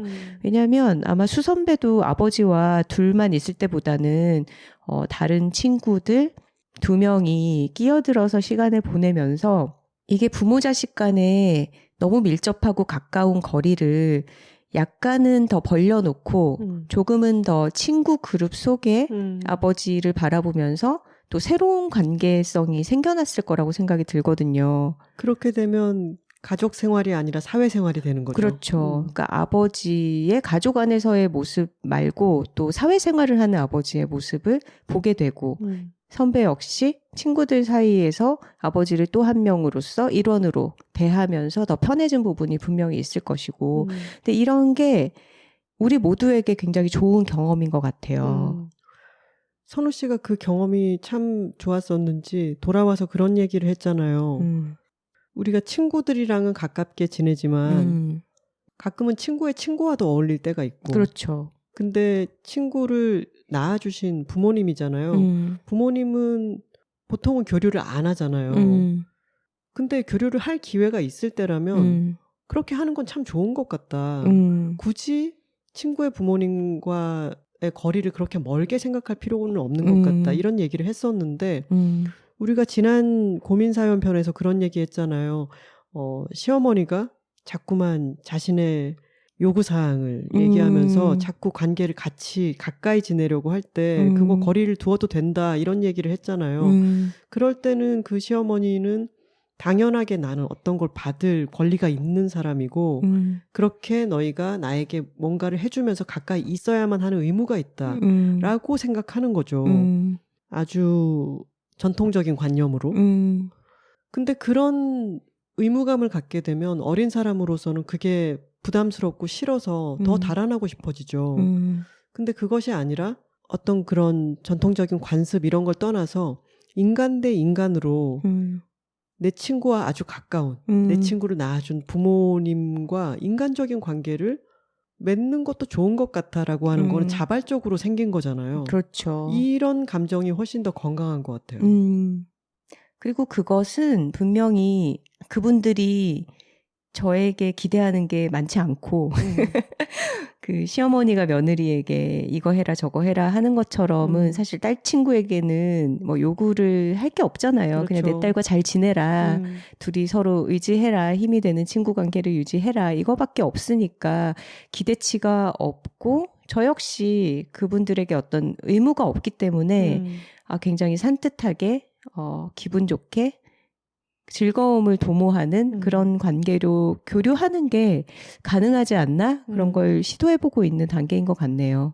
저도 선우 씨 어머니랑 선우 씨랑 같이 이렇게 만났을 때 선우 씨 어머니에게 저는 궁금한 게 많으니까 이것저것 질문을 했을 때 선우 씨가 나중에 그랬잖아요. 나도 못 들어본 얘기들이고 그런 거를 알게 되어서 나 되게 재밌었다. 맞아요. 이런 얘기를 해줬죠. 하나 씨가 왜 그런 얘기 했었잖아요. 친구 사귀는 법에서 친구는 나이에 구애되는 것이 아니다라고 하면서 할아버지는 내 친구잖아요 하는 영화 대사에 대해서 얘기를 했었고 네. 또 본인이 어머니에 대해서도 어머니와도 일종의 친구 관계 오래된 친구라고 생각한다 이런 얘기를 했었는데 우리가 친구를 통해서 새로운 친구를 만나고 인간관계를 넓혀가듯 친구의 부모님과도 그럴 수 있으면 또 좋은 교류, 좋은 인간관계가 아닌가 싶어요. 그것을 가능하게 하는 어떤 어른들의 품성이 분명히 또 있는 것 같고요. 엄마와 친구처럼 지낸다 이런 얘기를 하니까 레이디버드 대사가 생각이 나요. 엄마 나를 엄마가, 좋아하냐. 난 널 사랑하지. 사랑하는 건 알겠는데 좋아하냐고. 근데 그 얘기에 참 많은 게 담겨 있죠. 그럴 때는 사랑한다는 것은 어떤 당연함 같고 좋아한다는 것은 너를 인간적으로 좋아한다. 그것은 교류의 개념이잖아요. 아까 얘기 시작 즈음에도 황현산 선생님이 내가 어른이 되고 보니 마음은 그렇게 어른이지가 않아서 좀 당황스럽다는 말씀하신 거를 언급을 했었는데 황현산 선생님 생각하면 저는 참 제 마음속에 어른이거든요. 멋진 어른. 하나 씨가 힘 빼기의 기술을 낼 때 그때 이제 추천사를 누구에게 받으면 좋을까 이런 얘기를 꺼내서 제가 그냥 던져봤죠. 제 책이었으면 감히 그렇게 못했을 것 같은데 하나 씨 책이니까 황현산 선생님한테 받아봐. 근데 그때는 정말 이루어지면 너무 좋겠다 싶은 꿈 같은 거였죠. 맞아요.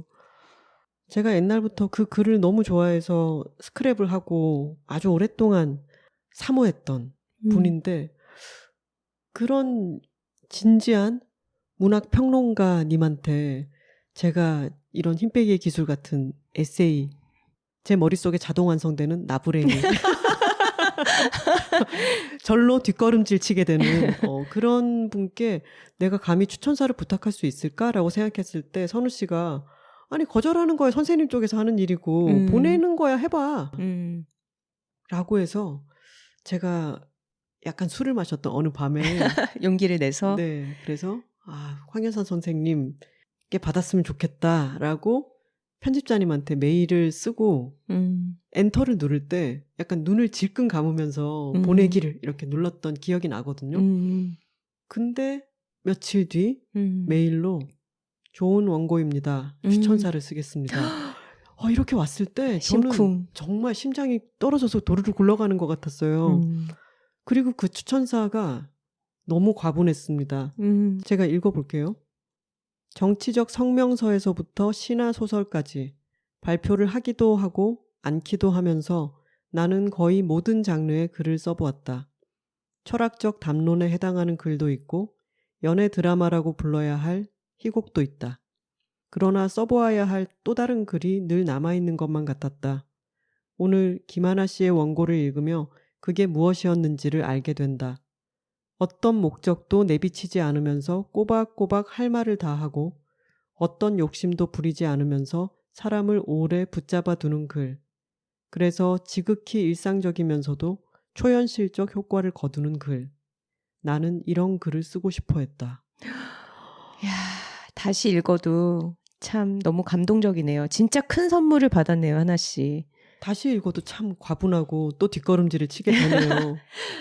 근데 저는 황현산 선생님이 본인은 어른 같지 않게 느껴진다고 말씀하셨지만 누가 봐도 참 큰 어른이었죠. 그렇죠. 평생 자신의 일을 진지하게 열심히 해오셨고 돌아가시기 전까지도 계속해서 번역에 매진을 하셨고 그렇게 문학에 투신해온 삶을 살아왔기 때문에 커다란 영향력을 갖게 되었는데 저는 그 영향력을 듣도 보도 못한 어떤 젊은이의 글에 그 영향력을 쓰기로 결정한 거잖아요. 그렇죠. 그것은 저는 여린 싹을 돌보는 것과도 비슷한 일이라고 생각하고 제가 그 행운의 수혜자가 된 거죠. 얼마나 유명한 사람들의 훌륭한 저작들을 많이 접하고 그것을 소개하는 일을 또 진지하게 비평하는 일을 그렇게 오래 해오셨는데 응하지 않아도 되는 어떤 에세이 나부랭이 그 작은 싹을 가만히 들여다보기로 결정하신 거잖아요. 그렇죠. 그리고 그냥 잘 썼네, 읽을만 했네가 아니라 내가 이런 글을 써보고 싶어 했다라는 거를 이걸 읽고 깨달았어라는 거는 너무 겸손하고 맞아요. 자신을 낮추면서 상대방을 굉장히 칭찬하는 말이잖아요. 이런 걸 쓸 수 있다라는 거는 정말 단단한 사람만이 할 수 있는 방식의 칭찬인 것 같아요. 네. 저로서는 평생 못 잊을 일이고요. 똑바로 살아야겠네요, 김하나 씨. 아, 그럼요. 똑바로 살아야죠. 음, 저는 생전에 선생님을 뵙지를 못했습니다. 그러다 투병을 하시고 돌아가셨을 때 제가 너무 슬펐어요. 그래서 혼자 장례식장을 갔어요. 근데 그날 저는 좀 잊을 수 없는 게 고려대학교 병원 장례식장이었거든요. 차로 한참을 갔는데 도착할 무렵에 갑자기 미친 듯이 비가 쏟아지는 거예요. 그래서 제가 주차장에 차를 세우고 가는 동안 비를 막 좀 두들겨 맞았거든요. 그래서 거기 들어가서 저는 뭐 아는 분이 있거나 하지도 않으니까 집에서 편지를 한 통을 쓰고, 그리고 선생님께 선물을 드린다면은 썼음직한 금액을 넣어서 봉투에 넣어서 이제 전달을 하고 절을 하고 그리고 돌아 나왔죠. 그랬는데 돌아 나와서 다시 비를 맞고 차에 타서 장례식장 인근에서 딱 벗어나는 순간 하늘이 거짓말처럼 개는 거예요. 너무 쨍한 맑은 하늘이 되는 거예요. 사람이 어떤 감정적인 것을 크게 느끼고 있을 때 날씨라고 하는 것은 때로 내 마음을 대변해 주는 것 같기도 하구나, 이런 생각을 그렇죠. 했었는데 저는 제가 어떤 의무감을 갖거나 한 게 아니고 그저 커다란 고마움을 느끼고 있었기 때문에 가시는 길에 인사를 드리고 싶었어요. 근데 오늘 우리가 대화 초입에 얘기했던 존경심이라고 하는 것은 주입할 수 없는 것이고 선생님이 저의 글을 보아주신 만큼 그 고마움만큼 제 안에서 존경심과 보답하고 싶은 마음, 예의를 더 갖추고 싶은 마음 같은 게 자연스럽게 자라나는 것 같아요. 황현산 선생님 얘기를 듣다 보니까 갑자기 또 류이치 사카모토도 생각이 나네요. 본인이 정말 많은 걸 이루고 인정받고 존경받는 선생님의 지위에 가 있음에도 어떤 어른들은 계속해서 젊은 아티스트들에게 관심을 기울이고 그들을 소개하고 그들과 교류하고 그런 일을 하잖아요. 그리고 세상에서 자신이 어떤 목소리를 내야 할 주제에 대해서도 자신의 영향력을 제대로 사용하고 그런 어른의 삶은 참 오래 기억되고 그래서 우리가 그분의 죽음을 많이 안타까워하고 기억하게 되는 것 같아요. 그리고 이런 마음들이 나는 다 좋은 것 같은데 이런 마음을 가져야만 새로운 것들에게 사랑을 베풀 수 있는 것 같아요. 맞아요. 수선배 아버지랑 여행하면서 제일 많이 들었던 말도 그거였어요. 난 다 좋아. 저희가 아마 겨울한담 편에서 언급을 했던 것 같은데 동문학자 전영애 선생님의 삶도 본인이 아주 넓은 땅에 가꾼 여백서원이라는 공간을 혼자 그 좋은 걸 누리는 게 아니라 제자들과 지역사회의 시민들과 뭐 누구에게나 개방해서 같이 이 좋은 공간과 책들을 누리자라고 열어두고 계시잖아요. 그런 면에서 우리가 너무 닮고 싶은 어른이다 이렇게 얘기를 나눴던 기억이 나네요. 전영애 선생님이 이런 말씀을 하셨죠. 사랑은 그냥 인간이 생각한 최고의 것에다가 붙인 이름이에요. 사랑을 정의할 수는 없을 것 같아요. 라고 말씀을 하셨는데 이런 서원을 가꾸고 개방하는 것도 사랑의 마음에서 비롯되는 것 같아요. 자신의 인생을 열심히 치열하게 살았고 많은 성과를 이루었고 인생의 노년에 와 있는데 내가 후에 오는 무리 후배들을 위해서, 그게 꼭 후배가 뭐 내 학교 학문적이나 후배, 뭐 이런 게 아니라 나의 라인. 그냥 라인이라니 얼마나 멀게 느껴지는 말입니까? 전영애 선생님과 후사람들을 위해서 뭔가 할 수 있는 것들을 하되 강요하지 않고 내버려 두는 거죠. 놓아두는 거죠. 맞아요. 인간이 가진 가장 좋은 것에 붙인 이름이 사랑이라고 할 때 바라건대는 우리가 더 나이 먹었을 때 진짜 어른이 되었을 때 젊은 날에는 사랑이 한 개인에게로 편향돼서 쏠리고 폐쇄적이라면 점점 더 좀 넓은 방식의 사랑을 할 수 있게 되는 그런 능력을 가진 어른이면 좋겠습니다.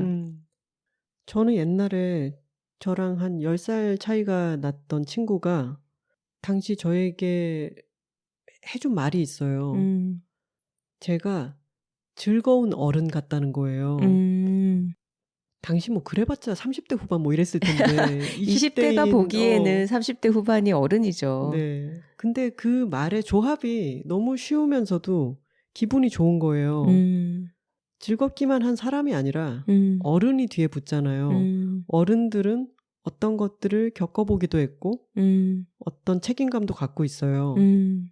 그만큼 살아보고 실패하고 실망한 일들도 많았겠지만 즐겁기를 선택하고 그 즐거움을 잘 누리고 즐거운 모습을 다른 사람들에게 보여줄 수 있는 어른이라고 하는 말에 참 많은 것이 담겨 있는 것 같아요. 맞습니다. 윤여정 선생님이 웃다 살다 죽기로 결심했다라고 말씀하시는 것처럼 저는 제가 나이가 더 많이 들어서도 많은 의미를 담아 제가 즐거운 어른이 되기를 희망합니다. 즐거운 어른이라는 말을 들으니까 또 생각나는 사람이 있어요. 우리 호프마당 사장님. 아유, 이보다 더 즐거울 순 없다. 여둘톡 7화를 들어보시면 서교동 호프마당 사장님의 인생 역정이라는 제목으로 저희가 이분의 삶을 소개했는데요. 호프마당 사장님이야말로 정말 인생의 쓴맛을 많이 맛보신 분이죠. 맞아요. 근데 그럼에도 불구하고 즐겁게 살아가기를 선택한 분이고 그런 어른을 만났을 때 우리가 삶에 대해서 조금 더 방향을 잡아가는 느낌이 드는 것 같아요. 혹시 최근부터 여둘톡을 듣기 시작하신 분들은 다른 건 몰라도 여둘톡 7화 호프마당 사장님의 인생 역정 편은 저희 입으로 말하기 그렇지만 레전드입니다. 꼭 들어보셨으면 좋겠습니다. 맞아요. 저희에게 우연히 하지만 어떤 운명처럼 다가온 그분의 삶이 세상의 선의를 믿게 만들고 또 자기 자신이 가진 것에 만족하면서 은미체를 계속해서 누리면서 살아가는 그 삶의 어떤 표본을 우리에게 보여줬어요. 그래서 톡토로 여러분들도 한번 다시 들어보셔도 좋겠습니다. 표본이라고 말을 하니까 오늘 저희가 얘기를 나누면서 여러 어른들을 언급했어요. 근데 그 어른들의 개별성 그리고 그들이 살아내온 노년의 삶의 모습 그 자체가 정말 많은 영감을 주지 않나요? 그렇죠. 톡토로 여러분들도 이번 한 주간 나는 어떤 어른이 되고 싶은가 내게 참 좋은 기억으로 남아있는 유명한 어른이 되었든 아니면 내 주위의 어른이 되었든 그런 분들의 모습을 한번 떠올리면서 아 나도 저렇게 나이 들 수 있으면 좋겠다 하는 그런 어떤 사람의 삶의 모습을 한 번쯤 그냥 떠올려 보는 것만으로도 조금은 더 방향이 잡히지 않을까요? 사실 가까이에는 그런 사람이 없을 수도 있습니다. 한국 사회에서는 어른의 위치에 있는 사람들이 어린 사람들에게 뭔가를 강요하는 경우도 너무 많고 자신의 지위나 권력을 남용하는 경우도 많기 때문에 사실 그런 어른이 없어서 실망스럽거나 슬픔을 느낄 수도 있죠. 하지만 내 주변에 직접 있지 않더라도 어딘가에 존재하는 그런 사람의 상을 그려보기도 하고 또 만약에 주변에 없다면 내가 되어 보이겠다. 이런 생각으로 살아볼 수도 있겠죠. 나에게 반면교사가 되어줄 수도 있겠죠. 아 저렇게 나이 들지는 말아야겠다라는 생각을 하게 할 수도 있으니까요. 맞습니다.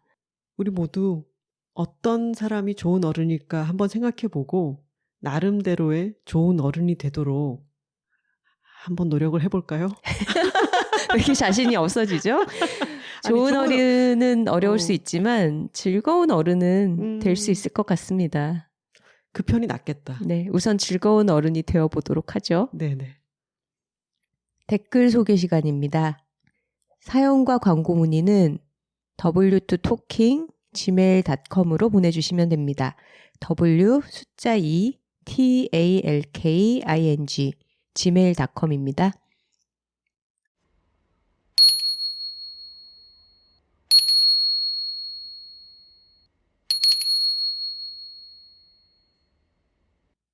저희가 57화 휴식의 기술편에서 마음이 편안해지는 소리가 있으면 공유를 해달라고 말씀을 드렸잖아요. 네. 미스티 HH님께서 종소리를 보내주셨습니다. 네. 청와대 사랑채에서 구매하셨던 손잡이가 횃대 모양으로 달려있는 종이라고 하면서 사진도 같이 보내주셨는데요. 잠들기 전이나 마음이 좀 심란할 때, 그럴 때 흔들어서 소리를 듣곤 한다고 하셨습니다. 마음의 평안을 주는 소리 공유해 주셔서 감사하고요. 또 다른 분들도 팟캐스트의 어떤 장점을 살려서 같이 나누고 싶은 소리가 있으시다면 보내주셔도 좋겠습니다. 선우 씨, 저희가 지난 시간에 엔니오를 하면서 네. 또 팟캐스트만의 묘미, 아름다운 악기 소리를 실어 보내드렸습니다. 네. 제가 리코더 연주자로 지내온 지가 3, 4년 정도 됐는데 이렇게 폭발적으로 단시간에 좋은 얘기들을 많이 들은 거는 처음인 것 같아요. 저희 엄마한테 카톡이 왔어요. 선우한테 비싸고 좋은 리코더 좀 사줘라. 실력이 일치월장하고 있네. 이게 호흡이 좋아야 하는데 선우 비염도 빨리 낫게 하고. 그래서 제가 그래도 알토, 소프라노, 나무 리코더 이렇게 3개 내가 다 사줬어요. 이렇게 보냈어요. 그랬더니 그 사연에서 4만 원짜리 리코더면 선우 씨 거보다 비싸다 이런 얘기 했잖아요. 네. 그랬더니 엄마가 4만 원보다는 더 비싼 거로 사줘야 될 거 아니냐 이렇게 보내셨어요. 그래서 제가 싸서 매력 있는 거라고요. 이렇게 답을 했더니 그건 그래. 이래 싼 악기로 수준 있는 음률을 표현해내는 게 대중을 위해서 중요하지. 잘하고 있어. 대중을 위해서? 어머니 갑자기 음악 평론가신가요? 저는 지난 회차가 엔지니어로서도 무척 뿌듯했습니다. 네. 제가 리코더를 연주하면서 하나 씨가 제 앞에서 템포가 빨라지지 않도록 지휘도 해주고 그리고 녹음한 리코더 소리에 더 멋있게 들리도록 리버브도 걸어주고 이런 역할을 했거든요. 그래서 프로듀서 퀸시 존스가 아니라 김씨 존스다. 이렇게 부르면서 저희 사이에 엔지니어 김씨 존스라는 이름으로 통하고 있습니다. 네. 그리고 저는 선우 씨 연주를 앞에서 들었는데도 제가 편집하다가 미션에 가브리엘스 오보의 곡이 나오는 순간 저도 모르게 눈물이 차오르더라고요. 그래서 이 김씨 존스가 또 너무 감정이 격앙되어 오버됐구나라고 생각했는데 그 곡을 듣고 우셨다는 다른 분들도 계셨습니다. 그러게요. 이것은 아무래도 엔니오 모리코네의 원곡이 가진 힘이 아닐까. 그리고 그것을 훼손하지 않고 잘 전달한 저의 연주력? 그렇죠. 그 호흡이 끝에 좀 달릴 줄 알았는데 끝까지 음을 정확하게 연주를 해서 김씨 존스는 아주 자랑스러웠습니다. 감사합니다. 유심히 들어보시면 아시겠지만 다른 곡에는 제가 리버브를 조금씩 걸었는데 그 곡은 깨끗한 음색이 중요하겠다고 생각해서 리버브를 걸지 않았습니다. 귀 기울여서 다시 한번 들어보셔도 재밌겠네요. 훌륭하죠. 네. 그리고 많은 분들이 여둘톡을 듣고 엔니오 더 마에스트로 다큐를 보러 가고 싶어서 찾아봤다. 그런데 상영관이 많지 않더라. 이런 얘기들을 많이 해주셨어요. 맞아요. 저희는 시사회를 보고 나서 소개를 해야겠다라고 생각했고 저희가 영화를 볼 때만 하더라도 이 영화가 어느 정도 규모로 개봉하는 영화인지를 몰랐어요. 근데 생각보다 상영관이 아주 적더라고요. 네. 팟빵에 홀림님이 댓글 남겨주셨습니다. 안녕하세요 작가님들. 곤드레 톡토로라고 불러주세요. 우선 좋은 영화 추천 너무 감사드려요. 멋진 리코더로 연주해 주신 엔니오 곡들이 다 저희 어머니가 너무 좋아하시는 곡들이라서 듣자마자 휴가 쓰고 본가에 가면 엄마와 같이 볼 영화가 생겼다 싶어서 너무 기뻤어요. 아, 제 본가는 경남 창원입니다. 서두가 길었는데요. 바로 영화관 어플을 켜서 예매하려고 보니 경상도에는 앤리오 상영을 안 하더라고요. 유유유. 속상한 마음에 투정 한번 부리고 싶어 댓글 남겨봅니다. 지방 출신 분들은 이런 문화적 소외감에 공감하실 것 같기도 하고요. 저라도 7월 21일에 명동에서 영화를 보고 작가님들 뵈러 가려고요. 이번 편도 재밌게 잘 들었습니다. 감사해요 작가님들. 이상입니다. 하셨어요. 네. 지역에서 상영관이 조금 더 많아졌으면 하는 바람이 들고요. 7월 21일에 저녁 7시 CGV 명동역 시내 라이브러리에서 있는 저희의 GV는 지금 확인을 해보니까 10석 정도가 남아있어요. 많은 좌석이 예약이 됐고 지금 예매 가능한 좌석이 10몇 석이 남아있으니까 그날 이 영화 보고 싶으신 분들은 놓치지 마시기 바랍니다. 브리엔님께서 리코더 협회가 있다면 황선우 작가님을 앰버서더로. 리코더가 얼마나 다채롭고 매력적인 악기인지 작가님의 연주를 듣고 나서야 알게 되었습니다. 당장 리코더를 구입해 연주하고 싶어지네요 하셨습니다. 감사합니다. 파이트리님께서도 퇴근길 택시에서 눈을 감으며 팟캐스트 재생했는데 리코더 연주에서 눈이 번쩍 떠졌어요. 리코더로 이것까지 가능해? 라는 의심을 계속해서 깨버리는 선우 작가님 너무 멋졌어요. 해주셨네요. 감사합니다. 용인톡토로님께서 와, 저희 지역 예술영화관 110석 중에 100석 예매. 이건 톡토로 파워 아니고는 설명이 안 되는 현상입니다. 저는 남토로와 같이 살고 있는데 오늘 저희도 100명 중 2명입니다. 언니들, 화요일마다 행복하지만 화요일을 기다리는 시간 6일도 설레는 시간으로 채워져 일주일이 모두 여둘톡 이전과 다른 시간, 다른 우주가 되었답니다. 이번엔 영화까지 기다리며 평일 회사에서도 마치 피식피식 웃음이 나듯 기분이 피식 좋아지는 순간을 자주 느꼈어요. 영화 예매 상황 보고 톡토로 분들이 떠올라 글 남겨요. 해주셨네요. 네. 저는 이 영화 이렇게 예매율이 높아져서 좀 상영을 많은 곳에서 더 늘려서 했으면 좋겠어요. 장기적으로 반응이 좋으면 그렇게 확대되는 경우도 있으니까요. 지켜보도록 하죠. 네. 수아진의 진선배가 오랜만에 메일 보내주셨습니다. 안녕하세요. 진선배입니다. 검은머리 갈매기, 도요새, 쇠제비 갈매기, 저어새, 꼬마 물대새. 영화 수라의 엔딩 크레딧에 출연진으로 이름을 올린 새들입니다. 이 크레딧을 보면서 바로 여둘톡을 떠올렸죠. 유독 조류 톡토로가 많은 여둘톡이니까요. 영화 수라는 단군 일의 최대 개발이라는 새만금 간척 사업으로 사라진 것, 그리고 사라질 수 있는 것들을 담고 있습니다. 비단에 놓은 수라는 이름을 가진 수라 갯벌은 새만금에 남은 마지막 갯벌이라고 합니다.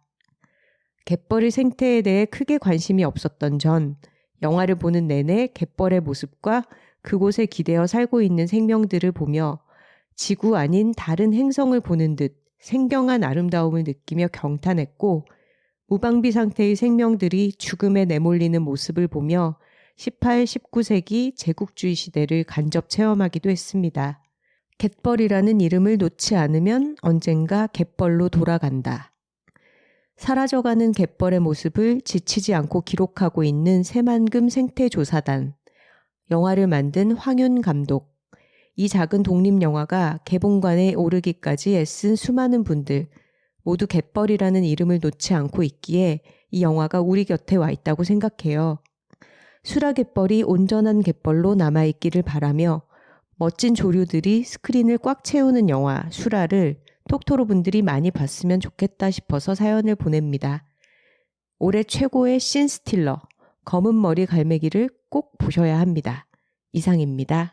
하셨네요.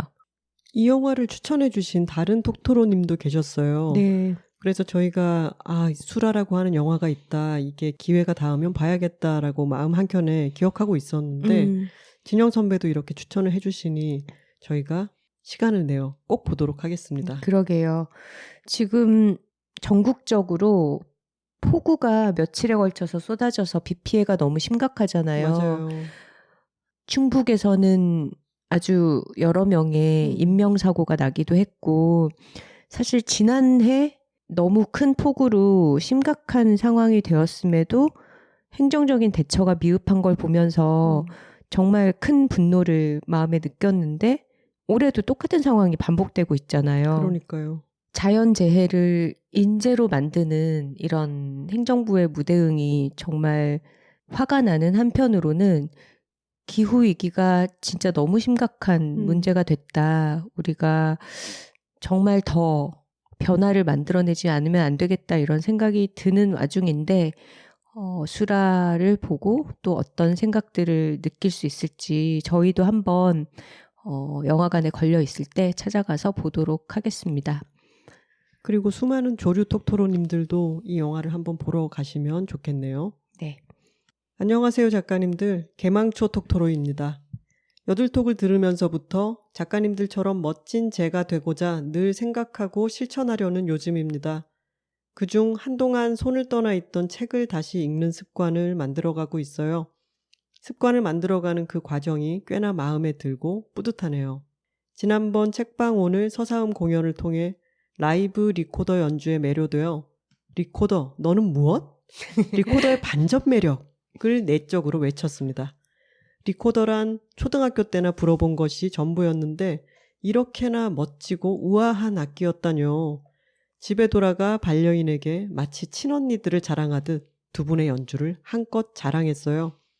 그러던 중 이번에 여둘톡 엔니오 모리코네 편에서 선우 작가님의 리코더 연주 소리에서 오는 그 멋있음, 그리고 리코더 연주자 황선우입니다. 소개에 제대로 반한 저는 반려인에게 이번 주 여둘톡 주제는 엔니오 모리코네고 선우 작가님이 리코더로 연주를 하셨다. 이건 예술이다. 한껏 들떠서 떠들던 그때 카톡 창에 띄워진 것은 반려인이 저를 위해 주문한 리코더 배송 중 사진이었습니다. 책방 오늘에 다녀온 저를 보며 주문했더라고요. 그날 이후로 전 매일 퇴근 후 리코더 연습을 하고 있어요. 초등학교 때 그냥 후후 불던 것처럼 하면 될 줄 알았던 가벼운 마음은 텅잉에서부터 무거워졌고, 자, 텅잉이 뭐죠? 리코더를 입술에 물고 혀 끝부분을 앞니 뒤에 대었다 떼면서 숨을 불어넣는 그 스킬을 텅잉이라고 합니다. 두두두두 이런 식으로 숨을 불어넣는 거죠. 그렇게 유튜브에서 리코더 소개부터 관리법, 연주법을 보고 매일 두두두두도 연습하고 있어요. 두두두두에 신경 쓰랴, 운지법 익히랴 아주 바쁘네요. 선우 작가님이 더 대단해 보였답니다. 한때 저의 기타쌤이었던 반려인은 하나 작가님께서 우쿨렐레를 연주하시듯 본인은 제 리코더 연주에 클래식 기타를 쳐주겠다고 하네요. 오. 그러니 열심히 연습하라고. 그렇게 저에게 꿈과 희망을 심어주었는데 아마도 당근을 가장한 채찍인 듯해요. 혹시라도 늘지 않는 실력에 제가 기타처럼 포기할까 봐요. 두 분을 통해 새로운 것을 알아가는 요즘이 너무 좋아요. 한동안 회사와 여러 가지 일로 지쳐있고 무기력했던 제 일상에 구름을 걷어내 주셨어요. 또 한 번 감사드려요. 요즘 제 일상에 작가님들이 계셔서 마음이 든든합니다. 나중에 반려인과의 연주를 자화자찬하면서 자랑할 수 있는 그날까지 운지 하나만 잘 잡아도 영재 아니냐는 경거망동 자세로 열심히 재밌게 실력을 늘려가 볼게요. 비가 많이 오는 요즘 건강 주의하세요. 그리고 GV 예매도 했다고 말씀해 주셨네요. 네. 리코더 사진을 첨부해 주셨는데요. 저도 사용하고 있는 아울로스 리코더인 것 같네요. 연습해서 더 재밌게 다양한 곡 연주하면서 즐기시기를 바랍니다.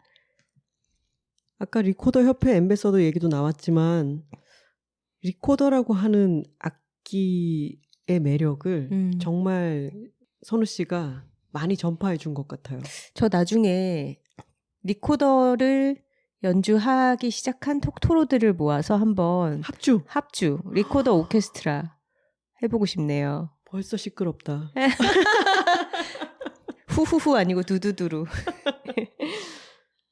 59화의 익스프레스님의 사연에 정말 많은 분들이 댓글을 보내주셨죠. 맞아요. 시가와의 갈등, 그리고 연락을 하지 않고 지내도 될런지에 대해서 고민 사연을 주신 분이었죠. 네, 정말 많은 톡토로분들, 특히 기혼자분들, 60대 기혼자까지 다양한 의견을 보내주신 사연이었는데 그 익스프레스님께서 후기를 보내주셨습니다.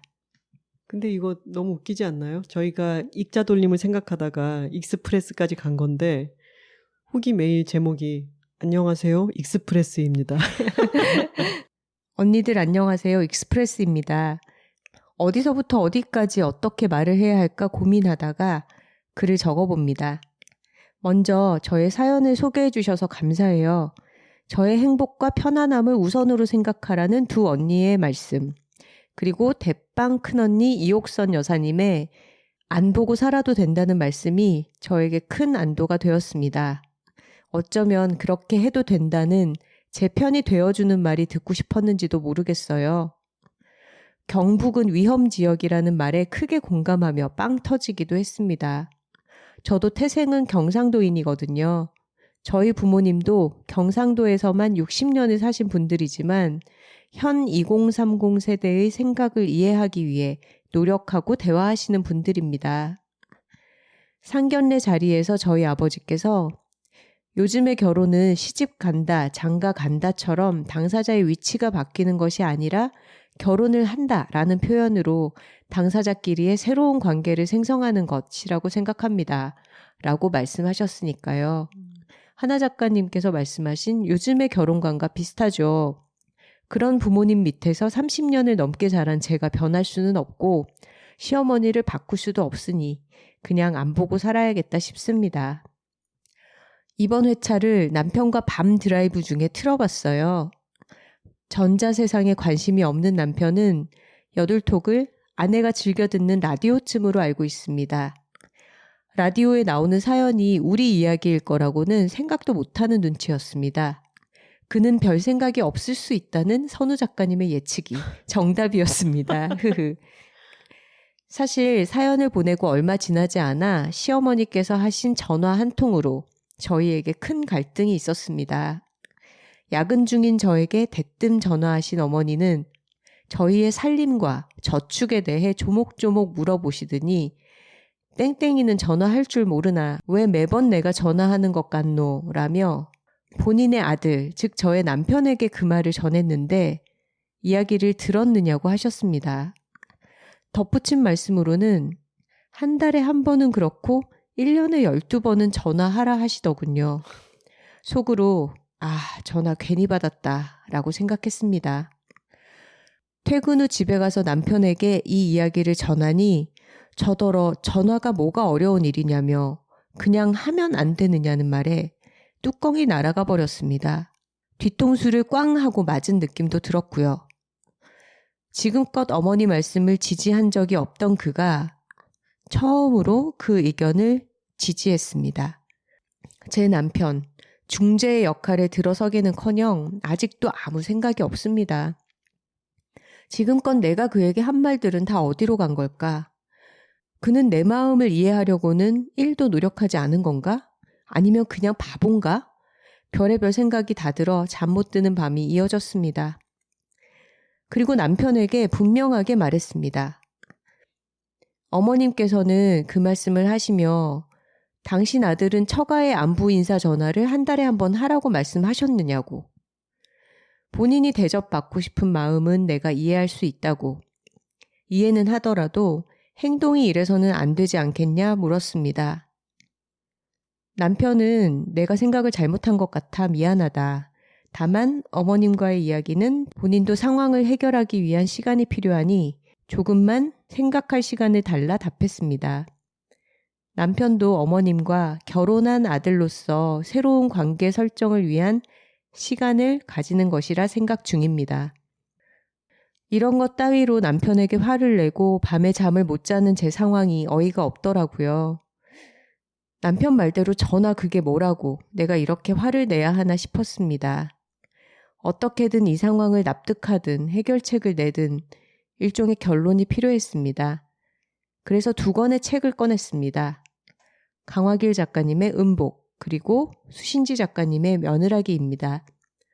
2권의 책을 읽고 블로그에 글로 정리하고 나니 감정은 진정되지 않았지만 생각은 정리가 됐습니다. 저는 민사린의 마음이 너무나 이해가 가더군요. 내 하루의 고민이 고작 설거지라니. 내가 예민해서 이렇게 느끼는 걸까 생각했는데 나만 그런 게 아니구나. 다들 이렇게 느끼는 거구나 라는 동질감이 느껴져 위로가 되었습니다. 또 며느라기의 형님처럼 행동하기 위해선 남편과의 원만한 합의가 필요할 것 같아요. 우리의 행복을 위해 본인의 어머니에게 간섭하지 말아달라고 설득하는 건 남편의 몫이니까요. 지금은 그 설득을 위해 제 남편과 합의를 하는 단계라고 생각하기로 했습니다. 글이 길어졌습니다. 팟캐스트 업로드 후에 팟빵과 트위터에서 사연에 대한 톡토로 분들의 의견도 보았습니다. 저에게 본인의 경험과 응원을 기꺼이 나눠주신 분들에게 감사의 인사를 전하며 이만 글을 마칩니다. 감사합니다. 하셨네요. 익스프레스님이 후기 남겨주신 것처럼 지금은 관계 재설정의 기간인 것 같아요. 그리고 앞으로 긴 세월을 함께 살아가야 하는 익스프레스님의 가족은 남편이잖아요. 지금으로서는 이 사람이 바본가? 라는 생각까지 든다고 정말 아무 생각이 없다니. 하셨지만 어쨌거나 성장의 기회를 줘야 됩니다. 남편에게. 남편도 결혼한 아들로서 어머니와의 관계를 재설정하고 자신이 지켜야 할 아내와의 가정생활의 평안을 위해 어머니와 거리두기를 제대로 할 수 있도록 한번 믿고 기회를 주셔야 되지 않을까 싶어요. 그것은 시간이 조금 걸리겠죠. 맞습니다. 또 나중에 세월이 조금 흐른 뒤에 우리 남편이 바보는 아니었다. 많이 나아졌다. 이런 후기를, 사연을 또 보내주시면 좋겠네요. 왠지 이름만으로도 논란의 중심에 있는 것 같은 대장동 톡토로님이 메일을 보내주셨습니다. 안녕하세요. 좋아하는 것을 좋다고 N행시에 녹여내는 것이 취미인 대장동 톡토로입니다. 중간부터 듣는 것보다 정주행을 좋아하는 ESFJ로서 드디어 23년 1월로 넘어왔어요. 42화 슬램덩크의 모든 것을 듣고 있습니다. 단순히 듣는 것으로 끝나는 것이 아닌 언니들이 하는 말을 모두 외우고 싶을 지경입니다. 제 머릿속 생각을 어쩜 이리도 깔끔하게 정리해 주시는지 언니들의 말과 톡토로 분들의 말에 많은 위로와 에너지를 얻고 있습니다. 너무 좋아서 표현을 안 할 수가 없네요. 제 마음을 여둘톡 하나 선우 실행시에 담아보았습니다. 제가 오늘 띄워볼게요. 네.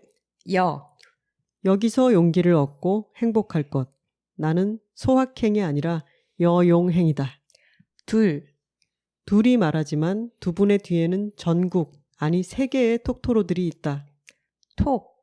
토크로 위로받고 삶이 풍성해질 수 있다는 것을 보여주는 여둘톡. 그래서 하나도 안 심심해. 나는 여둘톡만 들으면 마음이 편안해져. 선물 같은 시간을 만들어주는 언니들에게 우리는 점점 통며든다.